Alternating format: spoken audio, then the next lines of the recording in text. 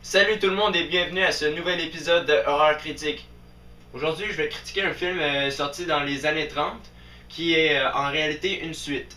Et cette suite est considérée comme l'un des meilleurs films d'horreur de l'époque. Une des rares suites qui a réussi à surpasser son prédécesseur. Pour ma part, je l'ai trouvé tout aussi bonne. Il s'agit du film The Bride of Frankenstein.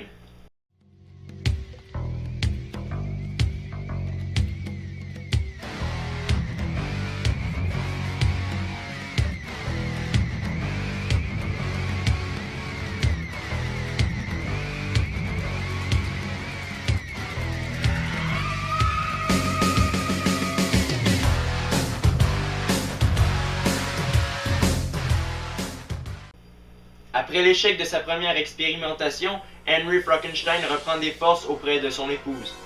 C'est alors qu'il est visité par le mystérieux Dr Pretorius, un scientifique qui lui offre de joindre ses forces pour créer un nouvel être humain. Face au refus de Frankenstein, Pretorius enlève la fiancée de ce dernier. Et succombant au chantage, Henry accepte. Mais ce qu'ils ne savent pas, c'est que le monstre est toujours vivant. Et lorsque la créature retourne voir son créateur, les deux scientifiques décident donc de lui créer une fiancée. Au départ, James Whale trouvait trop avant-gardiste de faire une suite au Frankenstein de 1931. Pourtant, le résultat s'est révélé excellent. L'histoire est bien construite et la transition avec celle du premier Frankenstein l'est également. La seule chose que je trouve pas trop appropriée pour le film, c'est son titre. En effet, on ne voit que la fiancée de Frankenstein que seulement 10 minutes dans le film. Un titre plus approprié aurait été peut-être The Return of Frankenstein. Bride of Frankenstein est toujours réalisé par James Whale. Ses méthodes diffèrent un petit peu de ceux de Frankenstein de 1931, mais ils sont tout aussi excellentes. Il y a des scènes autant touchantes que drôles et effrayantes. Whale utilise ici des jeux de caméra plus élaborés que dans le film précédent. Ceci prouve que The Bride of Frankenstein avait un budget plutôt élevé pour l'époque. Et puis la dernière scène, qui fait référence au premier film, est devenue une scène classique.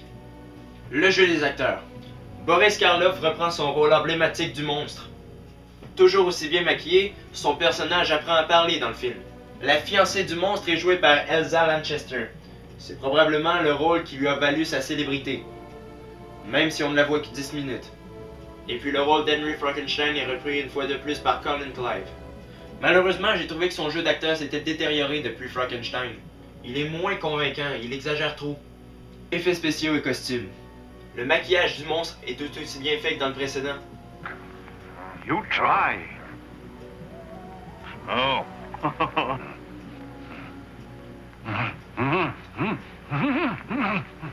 Good, good. Et puis on peut noter aussi des effets plutôt avant-gardistes pour l'époque, qui sont tout à fait très bien faits. My next production looked so disapprovingly at the other two that they made him an archbishop. He seems to be asleep. I must wake him up.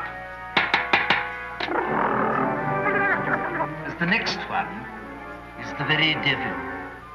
Very bizarre, this little chap. There's a certain resemblance to me, don't you? En 1935, The Bride of Frankenstein a eu un succès fou.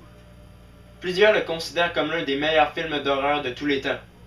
Mais de là à dire qu'il surpasse son prédécesseur, peut-être pas. Je dirais qu'il lui est égal.